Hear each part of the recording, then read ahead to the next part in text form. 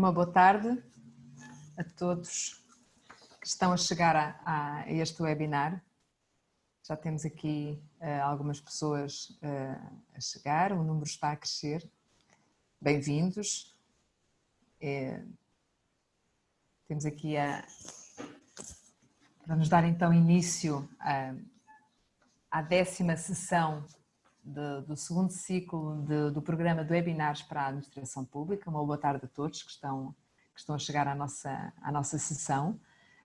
O tema de hoje é a autoavaliação da cultura de inovação. Para dar início à sessão, convido a senhora Secretária de Estado da Inovação e da Modernização Administrativa, a doutora Fátima Fonseca.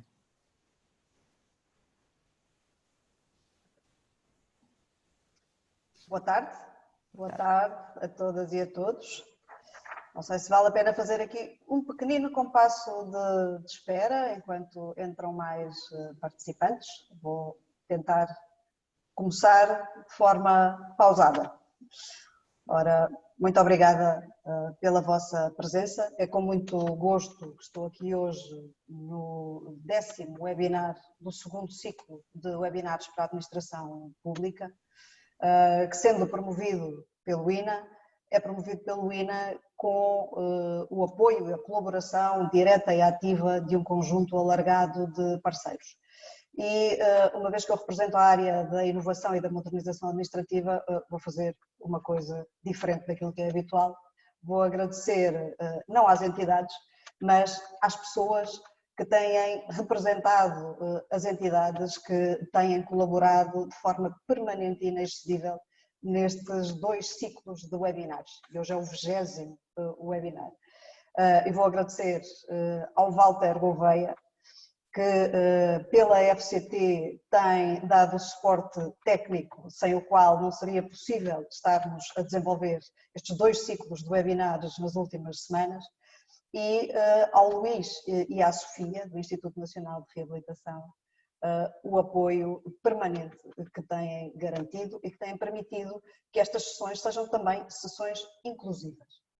Ora, para além destas 2 entidades, da FCT e do INR, não quero deixar também de reconhecer e dar uma palavra particular de agradecimento a todos aqueles e aquelas que trabalharam nos projetos de trabalho colaborativo que foram desenvolvidos durante, essencialmente, o último mês e que vieram mostrar uma capacidade de reinvenção da administração pública que permitiu continuar a responder, mesmo estando muitas vezes fisicamente ausente, mas continuando junta e a funcionar e a garantir as respostas que os cidadãos, as cidadãs, as empresas necessitam. A todas e a todos, o meu muito obrigado. O plano de trabalho colaborativo, e começando por aí, antes de me referir em concreto ao tema que nos traz aqui hoje, gostaria de recordar que veio marcar um momento crucial na vida da administração pública, na vida de todos nós, na verdade, na vida do país, um dos momentos mais, porventura, mais marcantes e mais transformadores dos últimos anos.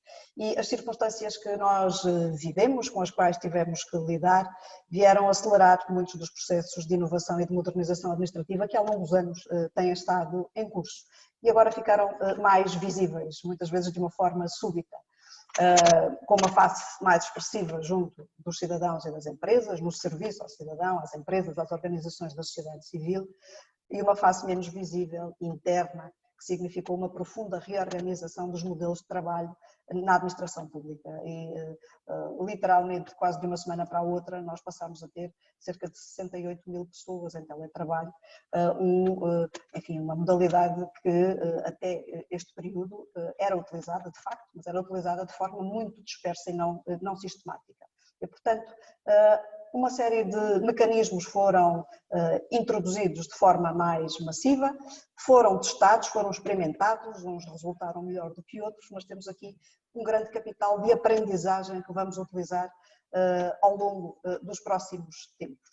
O plano de trabalho colaborativo veio apoiar os trabalhadores, veio apoiar os dirigentes a lidar com os desafios de um trabalho à distância, do trabalho remoto, do trabalho que teve que criar respostas rápidas para que os serviços não deixassem de funcionar e veio permitir que, em muitas situações, os serviços continuassem a funcionar com qualidade e com capacidade de entregar valor de forma diferente. E este plano de trabalho colaborativo veio permitir não só termos momentos como os webinars que têm sido desenvolvidos, mas também criar guias, ferramentas, partilhar informação, que em muitos casos foi determinante para que as entidades, os serviços, os trabalhadores continuassem a produzir. O guia envolveu quase 30 entidades, mais de 70 pessoas, 22 projetos no total. Foi desenvolvido não só pela administração pública mais clássica, mas também por ordens profissionais, pelos politécnicos, por organizações da sociedade civil, por empresas.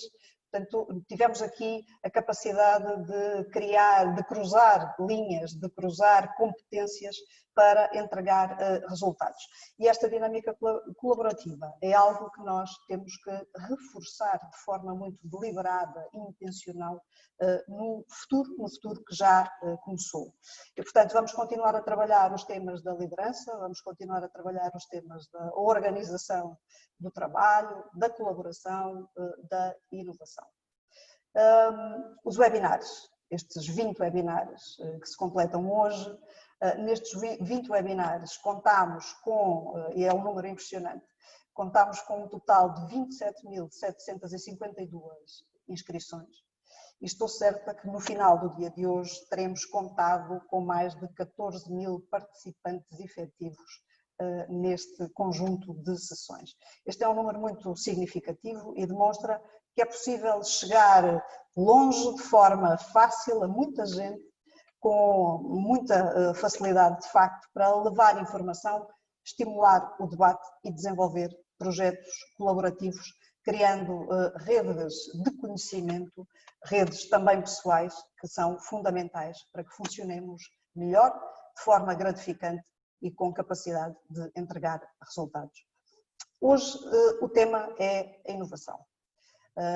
E sim, esta área governativa tem intencionalmente a inovação inscrita na sua designação institucional, porque a inovação corresponde a uma necessidade absoluta de criação de capacidade permanente em qualquer organização e, obviamente, as organizações públicas não são diferentes de qualquer outra organização na sua capacidade de entregar valor. E muitas vezes essa capacidade de entregar valor é particularmente crítica no setor público, porque o setor público presta serviço público, mantém um Estado funcional, serve uma sociedade que deve ser coesa e deve servir uma economia robusta por muitos sobressaltos conjunturais que atravessemos. Portanto, inovar é preciso, inovar é fundamental e nós temos que manter viva a chama da inovação. Ora, quando as circunstâncias nos pressionam, nós temos seguramente muita capacidade de inovar, talvez o desafio seja voltar a alguma normalidade e evitar que a normalidade apague essa chama.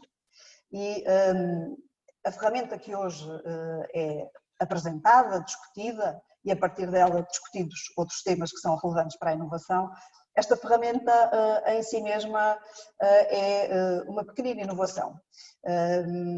Porquê? Porque é uma ferramenta experimental. Foi desenvolvida neste contexto para fazer parte do dispositivo que colocamos ao serviço da administração pública e que vem, queremos nós, estimular esta dinâmica permanente de inovação que agora foi tão evidente. A ferramenta foi desenvolvida por 7 pessoas de 4 entidades e tem um duplo propósito que eu vou já sumariar e depois podem contradizer-me à vontade se eu estiver a ser imprecisa, mas li-o e foi esta a conclusão que tive. Um duplo propósito muito pragmático, avaliar a prontidão para inovar e criar planos de melhoria das capacidades de inovação que sejam ajustados à realidade, à situação de cada entidade que realiza esta avaliação. E com esta ferramenta nós procuramos, de facto, manter acesa a chama da inovação para que no futuro continuemos a ter capacidade de inovar. Um dos compromissos desta área governativa é precisamente robustecer esta capacidade de forma permanente, porque sabemos que esta capacidade é aquilo que nos permite também cumprir a nossa estratégia. Uma estratégia que foi desenhada com cerca de 1000 pessoas de toda a administração pública, das empresas, das universidades, dos politécnicos, um conjunto de entidades que vieram de uma forma bastante transversal identificar 4 grandes pontos críticos para que o Estado e a administração pública se mantenham adequados aos tempos de hoje e preparem o futuro. E essas 4 dimensões em torno das quais nós pretendemos trabalhar nesta legislatura são a valorização dos trabalhadores, o desenvolvimento da gestão, das competências de gestão, da capacidade de gestão pública, a exploração da tecnologia para poder alavancar novos modelos de funcionamento com maior eficácia e maior eficiência e reforçar a proximidade ao terreno, a proximidade entre os dirigentes e os seus trabalhadores nas organizações, mas também entre as organizações públicas e todos aqueles e aquelas que no seu perímetro externo são os destinatários da sua atuação e os parceiros da sua atuação. E este é um compromisso que, estando na estratégia, já começámos a concretizar. O plano de trabalho colaborativo foi uma das faces visíveis desta dinâmica de inovação que queremos continuar a prosseguir, mas também um despacho que foi recentemente publicado e que é subscrito por 2 membros do governo desta área governativa, que vai renovar a equipa de coordenação do sistema de incentivos à inovação na gestão pública. E foi um despacho publicado no dia 22 de maio, e que vai basicamente pretender fazer 2 coisas. Em primeiro lugar, avaliar a dinâmica de inovação que decorreu da aprovação do sistema de incentivos à inovação na gestão pública na legislatura passada, que efeitos teve, que resultados permitiu concretizar e onde é que temos que melhorar para sermos mais eficazes na prossecução deste propósito de alavancar a inovação. E, por outro lado, ter um plano de ação, um novo plano de ação para alimentar novos incentivos à inovação. E o plano o caderno de encargos da equipa de coordenação do sistema de incentivos à inovação na gestão pública tem um calendário bastante curto. E, portanto, teremos uma avaliação dos resultados do CIGEP até 30 de junho e, na verdade, até ao final do dia de hoje, esperemos ter um novo plano de ação que em muito breve iremos apresentar a todas e a todos e a regimentar novas fileiras de fãs da inovação para continuar a colaborar e desenvolver novos projetos. E com isto termino com uma palavra de gratidão e quase que de fé no futuro. Todos nos estamos a interrogar o que é que o futuro nos trará. Levámos todos um grande solavanco na percepção que tínhamos da nossa própria expectativa de vida pessoal e profissional. E, de facto, nós temos que estar sempre preparados e essa é uma das lições que, porventura, levamos todos deste período. Temos que estar sempre preparados para as coisas mudarem inesperadamente e de forma muito substancial, muito profunda.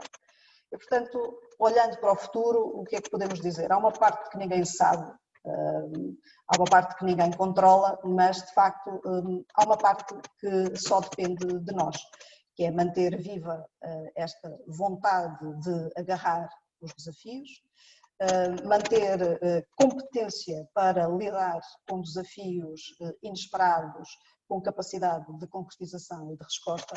E no caso da administração pública, este não é só um desafio, é uma responsabilidade, porque como servidores públicos nós precisamos, de facto, manter a legitimidade do Estado, manter a credibilidade do Estado, manter a confiança dos cidadãos e aumentar a confiança dos cidadãos nas instituições, porque temos que trabalhar para garantir coesão social, garantir, promover uma economia mais robusta e garantir capacidade de resiliência para quaisquer desafios que o futuro nos traga. E, portanto, com uma palavra de fé no futuro e de fé também em todas as pessoas que vivem e pautam a sua vida pelo serviço público e pela dedicação ao serviço público. Quero deixar o meu agradecimento, o meu muito obrigada a todas e a todos aqueles que trabalharam neste processo e que têm estado juntos, muito juntos, para colaborar e que, enfim, permitiram que a administração pública continuasse on, seja no digital, seja no presencial. Espero que continuemos todos juntos para encarar o futuro com otimismo, com confiança, com propósito e com pragmatismo.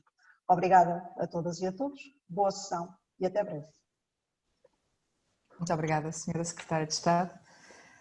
Vamos então dar início à sessão de debate sobre a autoavaliação da cultura de inovação. Recordo que durante a sessão os participantes podem utilizar a ferramenta disponível no ecrã designada por Questions and Answers, QA, para colocar questões que serão respondidas no final. Peço que coloquem sempre o primeiro e o último nome para que possamos ler as questões. Passo então a apresentar os nossos conferencistas de hoje. No painel temos então o Dr. Abel Carreira, Diretor de Serviços de Promoção da Inovação na Gestão da Direção-Geral da Qualificação dos Trabalhadores em Funções Públicas. O professor Joaquim Morato, coordenador da Escola Superior de Tecnologia e Gestão do Instituto Politécnico de Porto Alegre. O professor Manuel Cabogueira, chefe de equipa multidisciplinar da Unidade Técnica de Avaliação do Impacto Legislativo do Centro de Competências Jurídicas do Estado.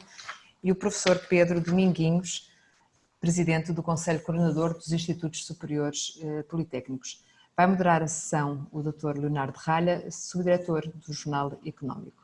Na sessão está ainda a doutora Sofia Figueiredo e possivelmente também se irá juntar o Dr. Luís Oriola, do Instituto Nacional para a Reabilitação, que irão fazer a interpretação para a língua gestual portuguesa. Muito obrigada a todos por terem aceito o nosso convite para termos aqui esta sessão sobre a autoavaliação da inovação. Passo a palavra ao Dr. Leonardo Ralha. Boa tarde, desde já agradeço a oportunidade de moderar este debate e eu começaria por perguntar ao Abel Carreira se poderia apresentar um pouco o que se pretende com esta ferramenta, de uma forma genérica. Muito bem, muito obrigado. Cumprimentar os colegas conferencistas e palestrantes, cumprimentar, obviamente, também, em primeiro lugar, a Sra. Secretária de Estado, cumprimentar também a moderação e a interpretação e a todas e todos que estão, neste momento, a acompanhar-nos neste 10º e último webinar do segundo ciclo. Compete-me a mim falar um pouco sobre aquilo que foi o trabalho colaborativo desenvolvido concretamente neste âmbito.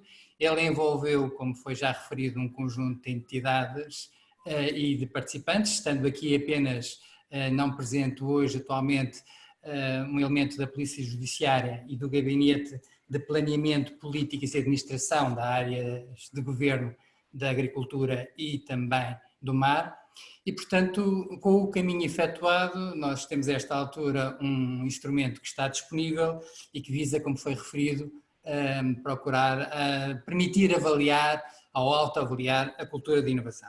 Quase que se impõe, primeiro, antes de fazer a apresentação de que é que consiste este instrumento, esta ferramenta, falar, ao fim e ao cabo, do que é cultura e o que é cultura de inovação. Muito rapidamente, costuma-se utilizar frequentemente uma metáfora, uma comparação, e diz que para as pessoas temos personalidade, para as organizações temos cultura organizacional. E, portanto, isto significa, ao fim e ao cabo, que, mal comparando, tanto um quanto o outro têm uma identidade e essa identidade reflete princípios, reflete atitudes e, por força disso, determinado tipo de comportamentos. Ora bem, quer isto dizer que, quando estamos a pensar em cultura de inovação, estamos também a pensar naquilo que pode levar uma organização, no seu todo, a procurar concretizar ideias novas, ideias que, concretizadas e implementadas, se traduzem em mais-valias, em valor, quer para o modo como se funciona internamente, quer para os serviços que são prestados aos cidadãos e às empresas e, portanto, é uma forma, ao fim e ao cabo, de garantir que há uma orientação e determinadas prioridades para fazer novo, para fazer diferente e fazer melhor. Ora bem, a questão seguinte que se colocou foi, então, porquê a autoavaliação e de que maneira é que isto pode ser instrumental? A ideia que temos é que nada mais importante é que cada entidade pública tenha a capacidade de se pensar enquanto tal, perceber em que nível, em que patamar, em que estádio de maturidade está nesta vertente específica de inovação e também, por força disso, depois perspectivar que caminho quer concretizar e como é que o vai fazer e como é que o vai seguir. Pronto, tendo em conta isto, a preocupação foi sempre não construir uma ferramenta ou um instrumento que sirva-se a si próprio enquanto propósito, mas ser um recurso ou um meio. Devo dizer, de todo modo, que nós perspectivamos o desenvolvimento desta ferramenta para ser realizada online, e portanto é um questionário online no seu sentido estrito, mas no seu sentido mais amplo é ao fim e ao cabo um processo que tem uma orientação e tem uma preocupação clara de promover ou de contribuir para a promoção de competências de inovação internas na entidade pública e também desta cultura que se refletirá em atitudes, em comportamentos e modos de atuação. A preocupação seguinte foi pensar, então, o que é que torna uma entidade pública inovadora? Era quase um exercício que nós poderíamos fazer aqui agora não de forma sistemática, mas cada um de nós pensar na entidade que integra, enquanto trabalhador em funções públicas, e perceber quais são os aspectos, os indicadores, as dimensões e variáveis em que essa cultura de inovação se manifesta. E em função disso, fomos identificando alguns parâmetros que, ao fim e ao cabo, resultam e estão presentes no nosso trabalho. Um dos primeiros foi estratégia. Ora bem, estratégia, como é que nós percebemos que uma organização tem preocupações de inovação que se refletem na sua estratégia? Bom, provavelmente os objetivos específicos que se podem evidenciar em instrumentos como, por exemplo, o QUAR, o plano de atividades, as ações que estão previstas, poderão ser sinais interessantes para perceber em que patamar é que estamos a este nível. Mas é só a estratégia que influencia a cultura de inovação? Não, existem outros parâmetros. Por exemplo, a liderança. Todos nós temos, já tivemos experiências, oportunidades de viver neste tipo de contexto e, portanto, muitas vezes perguntamos, e os nossos líderes, e os nossos colaboradores e as pessoas que estão na nossa dependência são exemplos para este efeito? Aceitam desafios, lançam desafios e, portanto, esta questão pareceu-nos particularmente importante na medida que pode ser um catalisador. Mas há outras.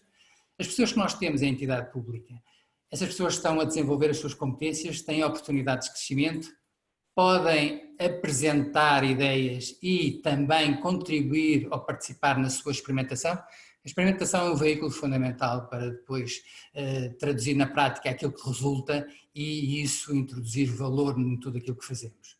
Mas há outras variáveis, falamos de estratégia, liderança, pessoas, existem outras, a estrutura. A estrutura tem flexibilidade também para permitir esta orientação à inovação. Organizam-se equipas de trabalho interdepartamentais e que vêm trazer aportes diferentes e contributos e competências complementares que nos permitem, ao fim e ao cabo, ver os vários ângulos em que esta inovação se pode manifestar. Incentivos. Por exemplo, há incentivo específico no local onde trabalho para avançar com propostas. Nós sabemos que existe um quadro comum de promoção da inovação na administração pública, que é genericamente designado CIGEP e que está refletido na portaria 186 de 2018 e que diz basicamente que os incentivos podem ser ao nível da capacitação de trabalhadores e dirigentes, na experimentação através de projetos e depois no reconhecimento daquilo que é feito, reconhecimento quer dos inovadores, quer dos projetos, que é simultaneamente a avaliação favorável de quem está à frente destas iniciativas, mas é também uma oportunidade de transmitir experiências e partilhar conhecimento que poderão ser aproveitados por outros elementos, por outras entidades com o seu efetivo contexto específico. Não vos queria amassar muito com a especificação de todas as variáveis, porque nós identificámos 10 variáveis macro importantes, elas passaram também pelas ferramentas, pela gestão do risco, por exemplo, há aceitação de arriscar, de fazer coisas novas, de experimentar, de ousar, há margem, e peço desculpa pela expressão, parece uma contradição em si própria, mas há margem para o erro inteligente, porque se fosse inteligente não era erro, não, mas a verdade é que muitas vezes é ao fazermos coisas que vamos percebendo que não é bem aquele caminho e é o outro que queremos seguir. O que foi falado pela senhora Secretária de Estado, Fátima Fonseca, no início, logo que é a vertente do trabalho colaborativo, as redes, o aproveitamento e a rentabilização do conhecimento é fundamental, porque vêm diferentes perspectivas, diferentes competências, diferentes contributos e isso ajuda a ter uma visão muito mais alargada, muitas vezes a nossa visão mais orientada não nos permite ter e não só, também o esforço depois da implementação tem ganhos significativos quando todos estamos envolvidos. Por último, se temos meios, e leiam-se que estes meios também podem ser do ponto de vista financeiro, para fazer investimentos, porque às vezes eles são necessários. E veja-se o caso, por exemplo, de estarmos a trabalhar no formato em que estamos hoje, em que a tecnologia é um mecanismo relevante de suporte e de apoio. Bom, falei-vos da importância da cultura de inovação que se traduz na prática em ação, em iniciativas, em modos de funcionamento. Falei-vos também daquilo que foi o nosso esforço de tentar identificar dimensões importantes para caracterizar esta cultura de inovação e depois dizer-vos ao fim e ao cabo aquilo que é o mais importante, é que isto é um processo, portanto a avaliação não é um fim em si mesmo. E portanto se fazemos a avaliação, ela é para depois produzir um relatório, uma síntese onde são mapeados os pontos fortes, os pontos a melhorar, as prioridades exatamente nessa melhoria e isto tudo está ligado com a necessária formulação de um plano de ação. Este plano de ação estará orientado para capitalizar os pontos fortes da entidade, dentro daquelas variáveis que nós há pouco falámos, mas também identificar as oportunidades de melhoria e das soluções que podem levar depois, na implementação deste plano, a introduzir ganhos para todos os envolvidos. Portanto, não me querendo alugar ao fim e ao cabo naquilo que tem sido esta breve descrição, não só do caminho, mas também do resultado, diríamos que os próximos passos que têm sentido é a continuação deste trabalho colaborativo, não só pelos resultados gerados, não só pela motivação que suscitou em todos os envolvidos, mas também pelo potencial de ganhos futuros para todos. Portanto, concebeu-se a solução, agora ela é necessário ser implementada. Já foi referido também pela senhora Secretária de Estado que esta implementação vai ser na forma de experimentação, ou seja, de testes piloto.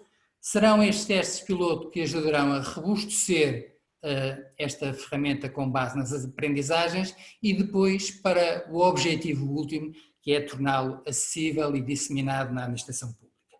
Dizer apenas que também na realização de todo este processo, o nosso investimento enquanto grupo de trabalho é de que ele seja de natureza colaborativa. Colaborativa no diagnóstico, com uma equipa interna e com uma equipa externa que possa atuar como facilitador e que possa trazer elementos importantes para dar aportes desde conhecimento especializado ao conhecimento de gestão ou outro, e não só nesta fase de avaliação, mas também novamente na implementação e digamos que o esforço concertado permitirá resultados mais favoráveis, que é ao fim e ao cabo aquilo que tudo nós pretendemos. Muito obrigado.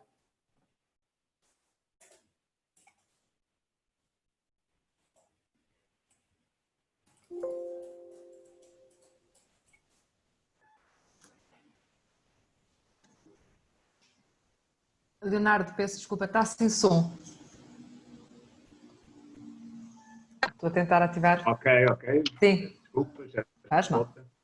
E iria pedir ao Joaquim Morato que falasse um pouco do papel da Escola Superior de Tecnologia e Gestão do Instituto Politécnico de Alegre neste processo e da importância já agora de um olhar externo, um olhar da academia para a administração pública.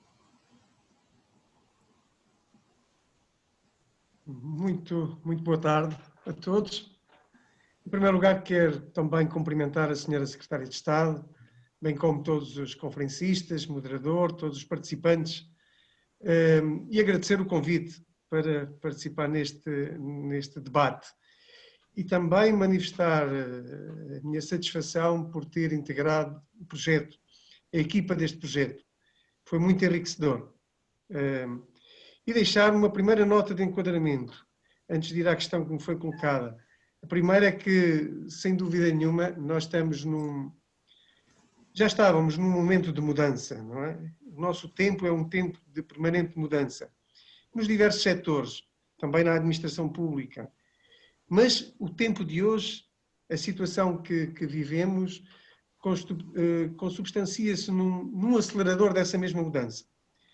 E por isso eu queria realçar a iniciativa do Ministério da Modernização, do Estado e da Administração Pública em lançar este grande movimento focado na inovação da administração pública e envolto num plano de trabalho colaborativo, que devo também realçar. E, portanto, nesta linha de promoção da inovação, e entre várias medidas, surgiu a necessidade de se definir esta ferramenta de autoavaliação da cultura de inovação. No fundo, o foco deste webinar. E coube-me a mim trazer esta mensagem, não é? Esta mensagem que foi colocada e também muito centrada na experiência que tenho vivido, na minha experiência profissional, enquanto professor, enquanto investigador e enquanto dirigente de uma entidade da administração pública. E passa muito por esta mensagem central. A estratégia de inovação deve estar integrada na estratégia global das entidades públicas. Se eu não tivesse mais tempo, poderia ficar por aqui, porque a mensagem central está partilhada. E eu digo isto porquê? Porque, em primeiro lugar, já vai sendo prática, felizmente, já vai sendo um hábito as entidades públicas planearem a médio e longo prazo, terem uma estratégia, dispor de uma estratégia.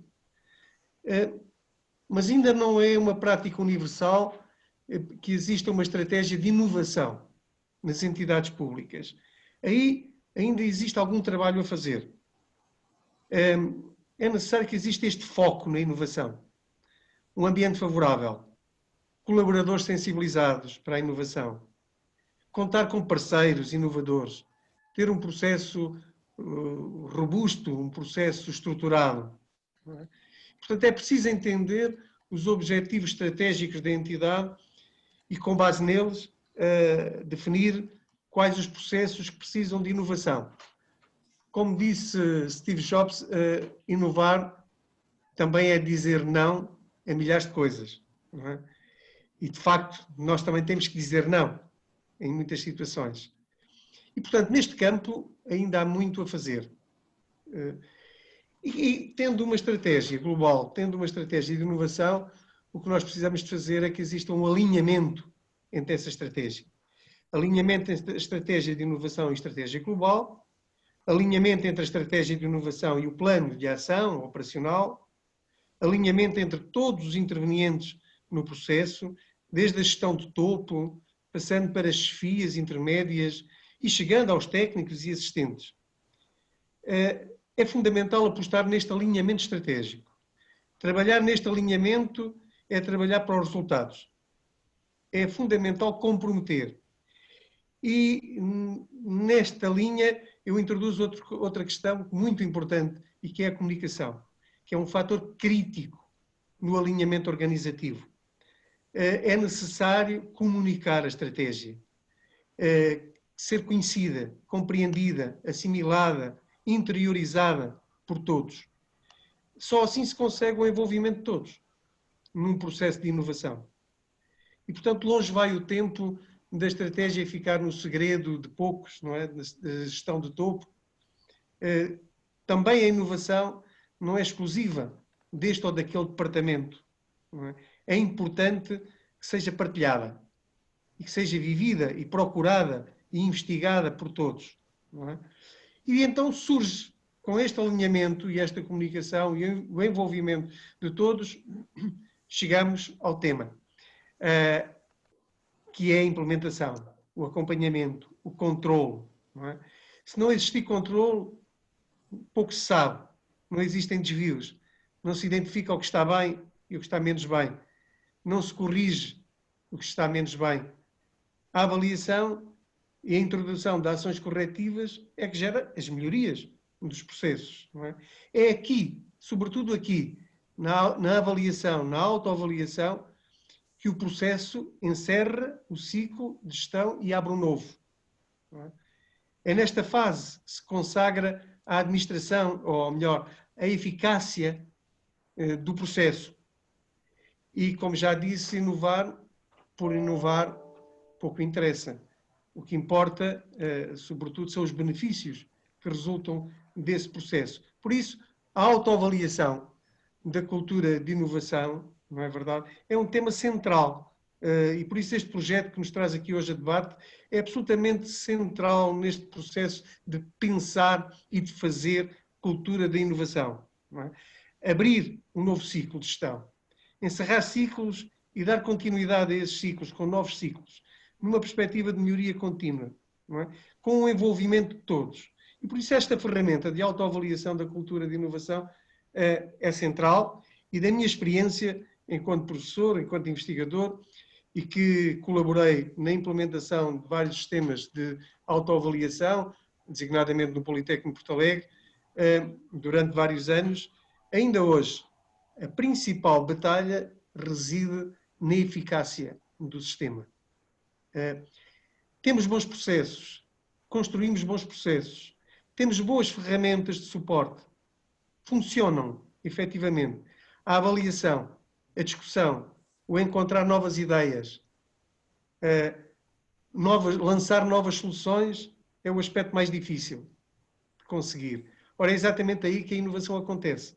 E por isso considero que os resultados da autoavaliação devem ter consequências. Eu ouvi há pouco o Dr. Abel a dizer tem que haver essas consequências, não é? Positivas ou negativas, não é? Mas deve contar para alguma coisa. E, portanto, eu ficaria por aqui com o realce desta necessidade do alinhamento da estratégia de inovação com a estratégia global, com comunicação da estratégia para envolver todos e com necessidade de uma autoavaliação efetiva. E se houver tempo, cá estamos para aprofundar estes conceitos que deixo aqui para abrir o apetite ao nosso debate. Muito obrigado. Eu pediria agora ao Manuel Cabogueira que me falasse um pouco da importância da quantificação da aptidão para a inovação que é disponibilizada e que é auxiliada por esta ferramenta. Muito boa tarde a todos, agradeço imenso o convite. Permitam-me que comece primeiro por cumprimentar a Sra. Secretária de Estado, os restantes colegas de painel e obviamente começo também por agradecer a possibilidade de participar nesta sessão e mais do que isso por ter participado nesta dinâmica colaborativa de criar condições para introduzirmos inovação na administração pública. Eu sou há muitos e muitos anos da academia um defensor de que o empreendedorismo não é apenas privado, existe empreendedorismo público, existe empreendedorismo em nome dos outros, isso era um outro tema, mas fico muito contente por ver que é esta dinâmica de trazer coisas novas para o campo da administração pública, que é um campo que pode trazer inovação e que traz com certeza e que vai poder utilizar a inovação para trazer valor público. Tendo feito esta primeira nota, a pergunta que me é feita é qual a importância desta ferramenta para o processo e para a melhoria da atuação pública. Sim. A resposta já foi dada, sim. Isto é só para dizer que a resposta já foi dada. Já foi dada porquê? Porque uma das últimas frases do Abel Carreira foi a avaliação não é em si mesmo. O Joaquim Amorata acabou de dizer que é preciso ter eficácia no fim do processo. A eficiência, a eficácia e a equidade, os 3 Gs, são relativos. Quer dizer, cada um de nós e na nossa instituição e na nossa vida profissional e nas políticas, nas estratégias que implementamos, damos significado a estes três conceitos. Para mim, a eficácia, neste caso, é utilizar bem a informação que é produzida por uma ferramenta como esta e utilizar essa informação no sentido de disponibilizar ao decisor, àquele que vai olhar para essa informação, dados para que ele possa decidir melhor. E é isso que eu faço na minha vida, já agora. O que eu faço na minha vida profissional é implementar um programa chamado Custa Quanto, que promove semanalmente informação de apoio à decisão em reunião do Conselho de Ministros. E o que eu faço é promover informação, promover um relatório que informa a decisão pública sobre aquilo que se espera venha a ser o seu impacto.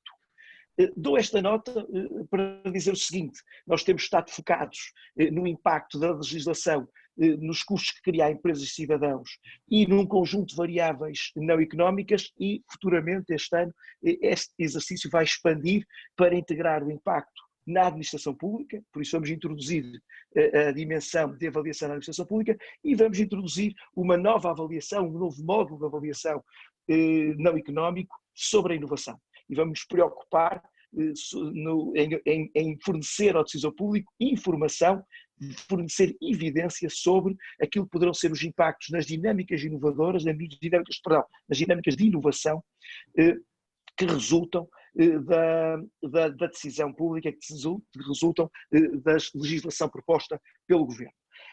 Ora bem, dando aqui um pequenino passo atrás, então o que é que eu faço na vida? Eu tento promover informação de apoio à decisão. O que é que esta ferramenta que estamos aqui hoje a discutir pode fazer? Promover informação de apoio à decisão. Mas é uma informação muito especial, porque esta ferramenta centra-se na produção de informação de apoio à inovação. E a inovação é, na sua essência, pelo menos na minha perspectiva, não é nada mais do que aplicar o conhecimento na transformação de informação em algo prático.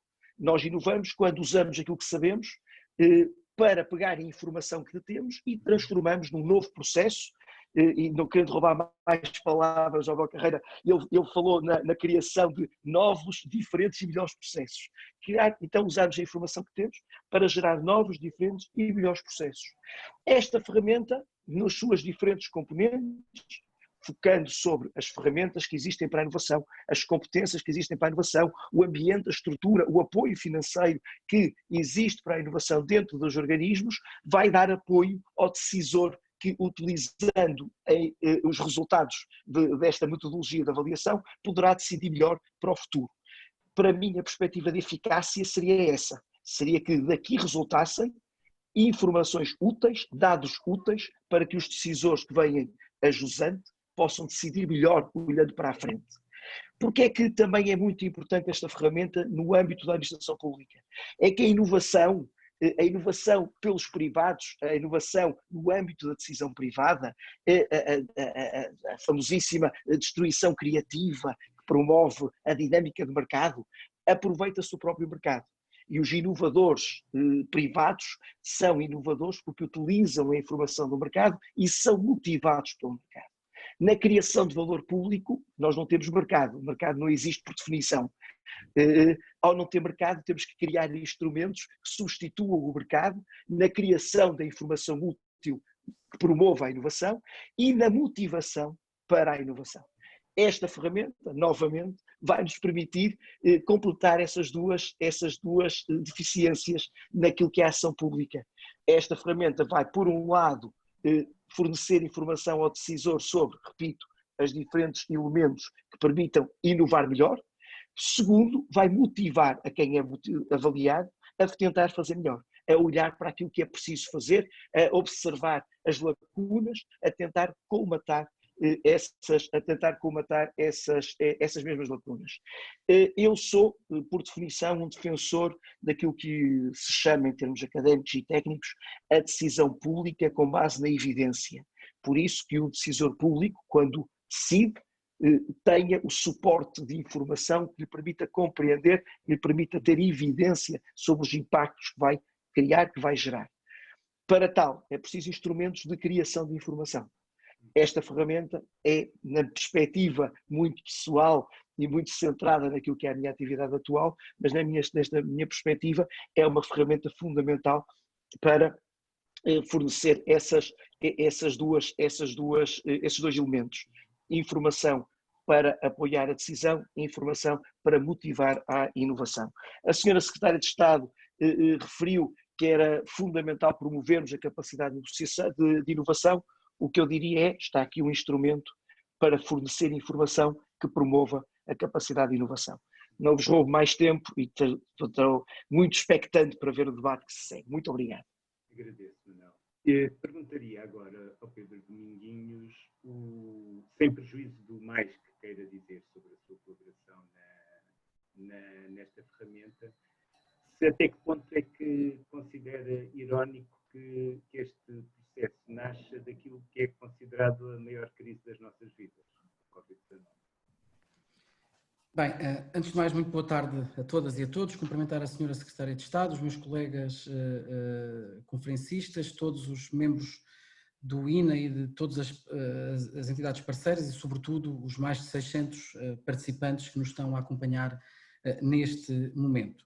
Eu aqui podia dar a resposta, eu diria, tipicamente baseada na academia e recorrendo-me de Schumpeter, quando ele dizia que estamos na presença da destruição criadora. E, na realidade, nós não estamos na presença totalmente da destruição criadora, estamos, e como dizia há bocado o professor Morato, este é um processo. As coisas não aparecem de um dia para o outro como um clique. O que nós estamos na presença é de um conjunto de mudanças que tiveram, eu diria, um móvel externo, mas que, acima de tudo, se basearam em dois fatores que eu gostaria de destacar. Por um lado, a capacidade de mudar. E a capacidade de mudar advém de um conjunto de lideranças que estavam predispostas para esta mudança, mas acima de tudo, e que é algo fundamental em todos os processos de inovação, que é a inovação faz com as pessoas, com os trabalhadores e nunca contra as pessoas e contra os trabalhadores. E esta é talvez uma das reflexões mais profundas que este tempo que estamos a viver nos convoca, que é como é que nós conseguimos, porque estamos na presença de um processo, a inovação é um processo que tem como objetivo fundamental a sua implementação, mas acima de tudo o impacto que ele provoca, no caso da administração pública, na melhoria dos serviços públicos, mas também na satisfação dos trabalhadores. Eu acho que isto é algo que é importante nós percebermos e se olharmos para aquilo que é a gestão no conjunto de teorias vocacionadas apenas para o cliente, há um outro conjunto, se quisermos, de correntes teóricas que assenta muito a sua atuação, não exclusivamente, mas também na relevância dos agentes internos, neste caso dos trabalhadores, nesse mesmo processo. E, portanto, este aparente paradigma ou tensão permanente resulta de uma vontade e de um conjunto muito significativo de competências que estão presentes na administração pública. E, portanto, estamos na presença de um processo que, acima de tudo, exige um compromisso muito grande. Sabemos que nesses processos de inovação existem os tais campeões internos, mas para além dos campeões internos, se queremos transformar isto em algo sustentável, em algo perene, nós temos que robustecê-lo do ponto de vista estratégico, como dizia o professor Morato, do tal alinhamento estratégico, mas também do ponto de vista da liderança.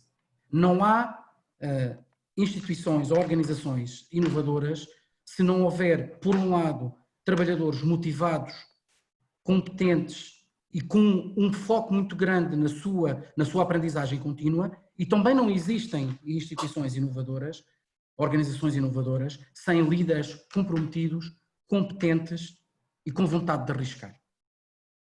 E, portanto, esta é uma questão que e da experiência que tenho tido ao longo destes quase 30 anos na administração pública, de como, e aqui eu escrevi um artigo há uns bons anos, que era sobre se o intraempreendedorismo é ou não um oxímoro. E, portanto, esta é daquelas questões, se é possível empreender dentro das próprias organizações, e a experiência e a investigação diz-nos que é fundamental. E temos que acreditar nas pessoas. O que significa que muitas vezes o processo de inovação na administração pública é também um processo de humildade. Parece que é algo muito prosaico, mas significa que nós temos muitas vezes, quando eu digo nós os líderes, tem que ter a capacidade de abrir espaço para que outros entrem. E abrir espaço para que outras pessoas tenham e liderem equipas, liderem projetos e tenham a capacidade, como também foi dito, e o Dr. Abel Carreira teve a oportunidade de dizer isso, de errar. E nós só erramos se experimentamos. E só erramos se houver uma cultura de tolerância ao erro, naturalmente dentro de certos limites, como é óbvio, mas esta capacidade de experimentar, essa capacidade de fazer diferente é essencial. E isso convoca-nos para um outro desafio, que no caso da administração pública é particularmente relevante, e está o Manuel Cabogueira, até porque tem esta obrigação, que é de perceber não é como é que nós violamos as regras, é como é que nós criamos regras que se adaptem ao processo de inovação. E este é um desafio, e este tempo é particularmente significativo, que de um momento para o outro nós conseguimos criar um conjunto de regras em tempo recorde para ultrapassar situações que em tempos normais eram impossíveis de ultrapassar. Dou-vos um exemplo. A questão da prorrogação dos prazos de validade dos documentos oficiais, toda a gente dizia que era impossível. Perdoem-me a expressão prosaica. Alguém ficou lesado com esta prorrogação dos prazos? O que aconteceu é que, por esta questão de pandemia que estamos a viver, nós passámos a considerar determinado tipo de situações que eram impossíveis, eu diria, em condições normais, de serem, eu diria, o normal, para passarem naturalmente a ser passíveis de ser realizadas. E, portanto, essa questão das regras acaba por ser importante, mas também é fundamental uma outra questão. A inovação faz com recursos humanos, com formação, mas também com recursos financeiros e com incentivos. E esta questão de incentivos é crucial e, portanto, se quiserem, e nós também aqui estamos não para ser totalmente alinhados, é fundamental acreditar na autonomia das instituições e nos líderes dessas mesmas instituições e dotar-los dos instrumentos que permitam a recompensa necessária aos seus trabalhadores dentro de limites que estão perfeitamente definidos no âmbito dos instrumentos da administração pública. Nós, felizmente, evoluímos muito ao nível dos instrumentos da administração pública e isto hoje em dia existem instrumentos necessários que nos permitem essa gestão. Uma palavra final, até porque é importante ouvir quem nos está a ver e a ouvir, que é a questão do trabalho em rede. Esses planos, esse trabalho colaborativo e aquilo que são oficinas de cocriação, aquilo que é a capacidade de mobilizar recursos internos e externos às organizações é essencial. E o exemplo mais claro deste trabalho é aquilo que o INA foi capaz de fazer no espaço de 1 mês e meio, de mobilizar dezenas de instituições, dezenas de pessoas que nunca se tinham visto, mas que acreditaram num propósito comum. É possível mudar a administração pública com competência, com dados. E aqui permitam-me uma expressão que eu não deveria utilizar aqui, mas que é crucial. Nós não podemos tomar decisões baseados no achómetro. O achómetro é para a conversa de café e para quando estamos a comer termossos, perdoem-me a expressão. O achómetro não é para a gestão pública, não é para uma gestão profissional. Por isso é que a questão dos dados, a recolha dos dados é essencial, a evidência é essencial, porque muitas vezes, por mais que custe nós recolhermos esses dados, mas quem não toma decisões baseadas em dados pode ter a sorte, naturalmente, de produzir impactos positivos. Mas na maior parte dos casos, aquilo que ocorre é que cria más decisões com impactos muito nefastos para as organizações onde está presente. Uma gestão científica, o conhecimento, baseado nos dados e no conhecimento, é crucial por essa cultura de inovação. Agradeço imenso, Pedro. Eu vou passar a palavra à Elsa, que tem perguntas de algumas das pessoas que estão a assistir ao webinar. Sim. Temos aqui uma questão do Indalécio Ribeiro, que refere que existe uma atitude castradora e desmotivadora face à inovação e que esta atitude é transversal a toda a sociedade e que se reflete nas expressões de já está tudo inventado, não vale a pena criar nada de novo, que está tudo certo. E a questão dele é: quais serão os motivos para que tal aconteça? E formas de ultrapassar, contornar os citados obstáculos? Será a autoavaliação? Esta é a questão do Indalécio Ribeiro. A Marta, eu vou colocar mais 2 questões, pode ser?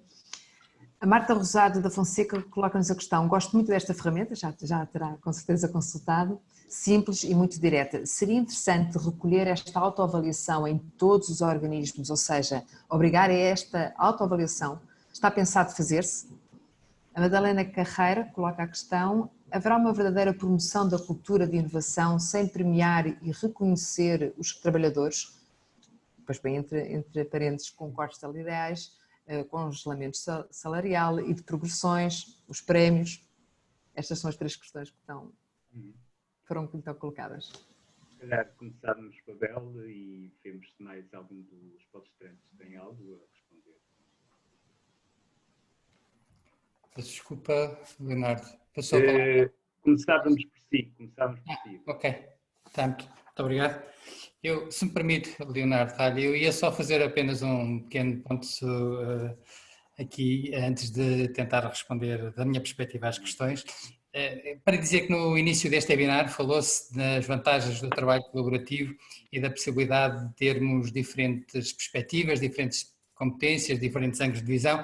Eu acho que, sem querer dar outros exemplos exemplificativos, peço desculpa pela redundância do termo, basta olhar para as intervenções de Joaquim Morato, Manuel Capoqueira e Pedro Domingos. Ao fim e ao cabo estávamos a falar exatamente de uma mesma questão, mas com olhares e com intervenções de facto muito importantes, eu pelo menos achei excelentes. Relativamente às questões que foram colocadas, também procurar uma resposta rápida e portanto, direta àquilo que foi solicitado. Perspectiva, cultura e ação castradora. A verdade é que a realidade não é assim tão homogénea e neste caso, face àquilo que foi apresentado, ainda muito bem, ainda bem que é assim. Nós temos tido a oportunidade de trabalhar com muitas entidades de todas as áreas de governo, desenvolver iniciativas. Pedro Dominguinhos falou nas oficinas de cocriação, temos feito dias abertos à inovação e outras ações que, ao fim e ao cabo, visam não só capacitar pessoas e equipas, mas também com elas trabalhar no sentido de desenvolvimento e implementação de projetos experimentais. Temos visto em ações de dias abertos dirigentes superiores e máximos de entidades públicas, conjuntamente com os seus dirigentes intermédios, técnicos. Temos visto, ao fim e ao cabo, excelentes exemplos daquilo que é, aos diferentes níveis, o envolvimento e comprometimento para prosseguir esta forma desafiante de pensar o trabalho e de implementar sistematicamente melhorias e de inovar. Portanto, gostaria aqui mais de salientar a tónica positiva, não dizendo que a realidade que foi apontada não exista, mas de facto existem muitos excelentes exemplos de como o acreditar aos diferentes níveis no fazer diferente e no potencial que os trabalhadores podem ter de dinamizar estas ações de inovação. Portanto, e era com essa nota que queríamos relevar. Relativamente à segunda questão da obrigação dos organismos de fazerem a avaliação, por força disso também prosseguir planos de inovação, nós queremos acreditar que o inovar e obter resultados por si é, digamos, o motivador principal. O caráter da obrigatoriedade introduz uma vertente que pode ser de peso, eventualmente acrescida àquilo que nós estávamos a pensar inicialmente neste processo. Portanto, a ideia é de melhoria contínua e isso é uma responsabilidade de todos, de trabalhadores, de dirigentes, de entidades, e essa preocupação deve efetivamente estar presente, desde as formas mais estruturantes, como Joaquim Morato falou, das ferramentas e dos instrumentos de planeamento e de avaliação, até depois, como falou o Manuel Capoqueira e o Pedro Dominguinhos, nas questões de liderança de pessoas e de equipas. E, portanto, queremos acreditar mais nesta perspectiva de automotivação do que a obrigatoriedade. Por último, relativamente aos prémios e reconhecimento, era interessante olhar para os prémios e reconhecimento de uma perspectiva global e lata. As questões materiais são importantes, mas as questões como o orgulho de pertencer a uma equipa, pertencer a uma organização, a uma entidade pública e contribuir e dizer eu estive aqui, eu trabalhei e dei um contributo que se refletiu nesta pegada. Por força disso, o serviço está a funcionar melhor, os cidadãos têm respostas mais rápidas e as empresas também reconhecem na administração pública uma evolução muito significativa e de quem prossegue as melhores práticas. Esta vertente também deve ser considerada. Os reconhecimentos mais formais são importantes? Claro que sim, mas temos que ter uma perspectiva mais alargada e pensar que não nos motivamos apenas para as coisas mais tangíveis. Apesar de estamos bastante apertados de tempo, quase nas 4 horas, mas de qualquer forma pergunto aos outros palestrantes se têm algumas respostas para estas perguntas. Posso, se me dá licença, muito sucintamente, até porque eu partilho do que acabou de ser dito relativamente às questões colocadas. Eu também concordo que, sobre a primeira questão, entendo que há um caminho muito grande a fazer. Portanto, há muitas coisas que podemos continuar a fazer. Já se faz muito. A administração de hoje nada tem a ver com a administração de há 20 ou 30 anos, não é? Está muito diferente. Inovou muito, não é? Andou muito para a frente. Mas continuamos a ter espaço, a ter potencial para fazermos evoluir esta nossa administração pública, não é? Capacitar, sem dúvida nenhuma, co-criar as oficinas de co-criação, os laboratórios de experimentação, enfim, liberdade para pensar, para criar, e há tanto espaço para trabalharmos e, portanto, e fomentarmos esta cultura de inovação. Na segunda questão, sobre o obrigar ou não as entidades a aderir a este processo de autoavaliação, eu também comungo do Dr. Abel. Por princípio, não. Eu acho que não. Acho que tem que haver outros fatores que nos motivem a utilizar esta ferramenta. E ligo à terceira questão, a questão do premiar e do reconhecimento. Sobretudo por aqui. Eu acho que nós devemos aderir, as entidades devem aderir, exatamente com o objetivo deste prémio, deste reconhecimento. E claro, ninguém pode estar a contar, enfim, com grandes prémios individuais, não é? É sobretudo prémios coletivos, é trabalhar em termos coletivos para a administração, sem dúvida nenhuma, comungo dessa questão que foi dito, mas sem dúvida nenhuma, eu acho que o processo tem que ter efeitos, não é? O que é que acontece com o plano de melhorias que resulta desta ferramenta? Qual a garantia de que as melhorias serão introduzidas? Quem é a responsabilidade caso o plano não tenha sequência? Quais os estímulos, as recompensas, penalizações? Portanto, tem que haver efeito. Mas também devo alertar que uma ferramenta de autoavaliação e a questão de cultura de inovação terá que ser construída. Portanto, tem que haver aqui um período de experiência que conduz a ajustes necessários à validação da ferramenta e, tratando-se de mudança de cultura, é sempre um processo longo, de muita persistência. Não vamos matar de imediato uma boa solução porque nos primeiros meses não apresenta os resultados que, enfim, que nós queremos. É um trabalho de grande persistência e que temos que dar tempo para que tudo evolua e é um processo que carece de muito apoio e muita experiência para que nós consigamos, ao fim de algum tempo, começar a ver, assim, em termos concretos e com dimensão, os resultados desta ferramenta.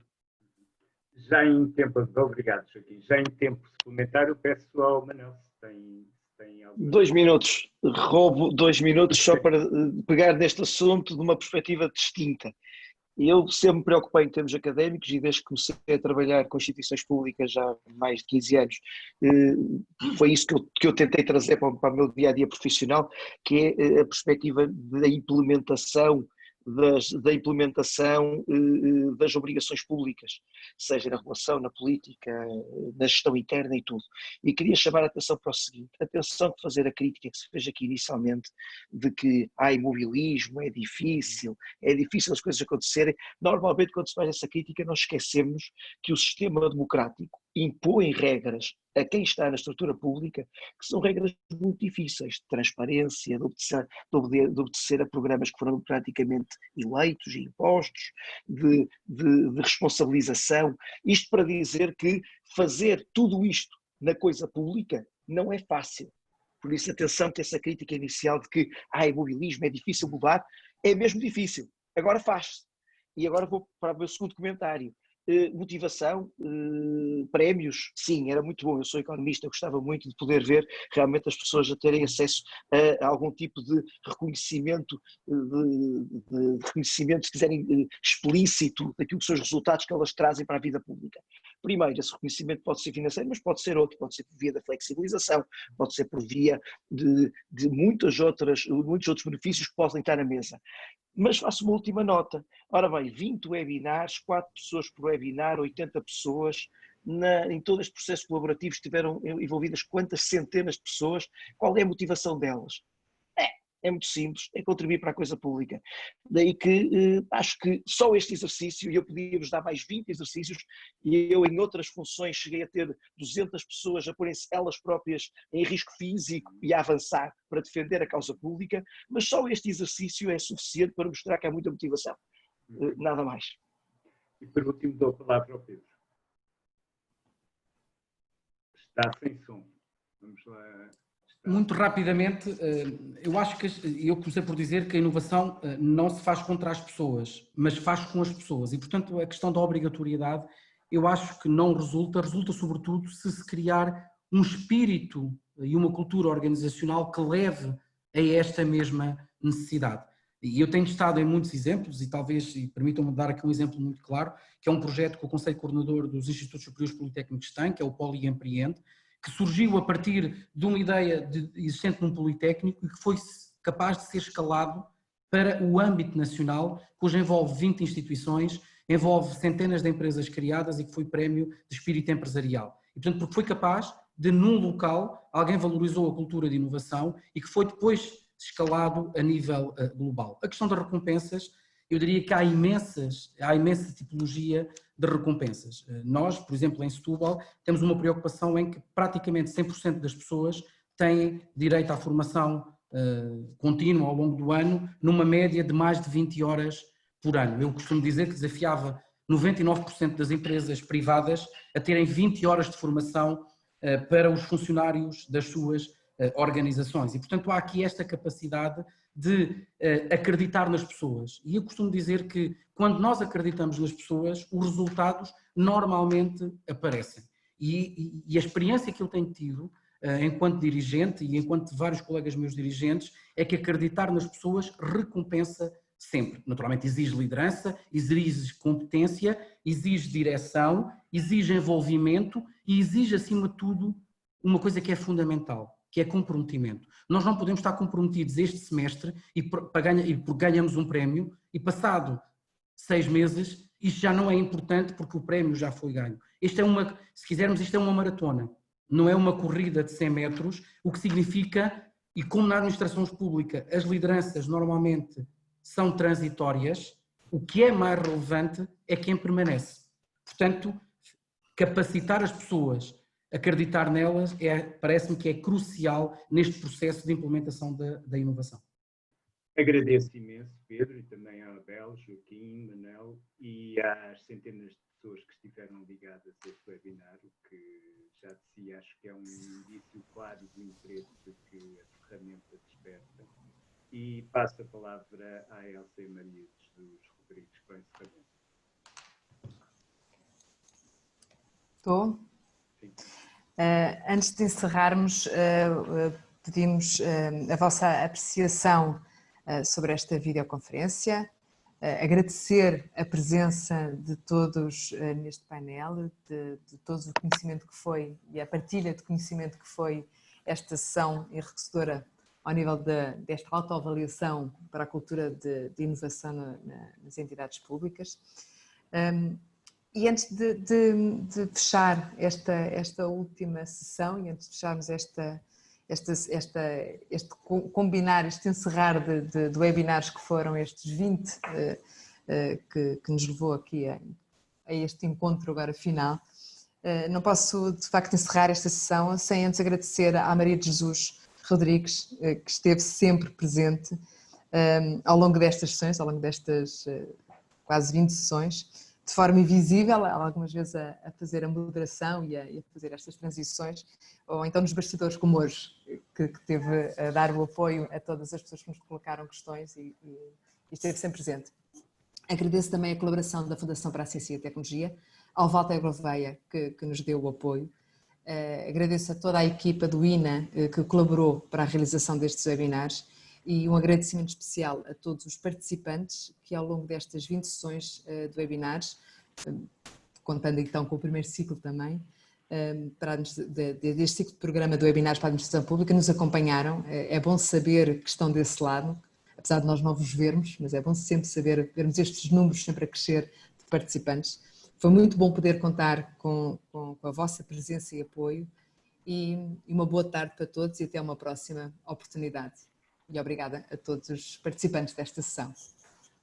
Deus, boa tarde. Obrigado. Boa tarde, obrigado. Boa tarde. Obrigado. Foi um gosto. Obrigado.